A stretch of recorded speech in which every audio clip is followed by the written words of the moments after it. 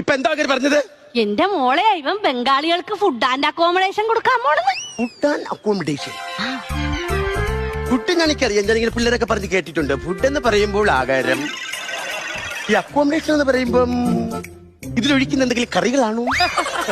ഇങ്ങനെ വന്നിട്ടേ ഇത്രേ സുന്ദരിയായ നീ ഇവിടെ നിക്കുമ്പോ ഇവനിനി വേറെ വല്ലതും ആണാ ഉദ്ദേശിച്ചത്?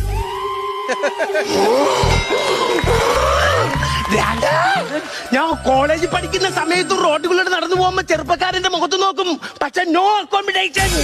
ഞാൻ ബസ്സിൽ കയറി യാത്ര ചെയ്യും, കണ്ടക്ടർ കാണും, ഡ്രൈവർ കാണും, പക്ഷെ നോ അക്കോമഡേഷൻ. നിങ്ങൾ ജോലിക്ക് പോകോ, പോയിട്ട് തിരിച്ചുകൂടെ വന്ന് ആഹാരം കഴിക്കോ, എന്നിട്ട് കിടന്ന് ഉറങ്ങോ, പക്ഷെ നോ അക്കോമഡേഷൻ.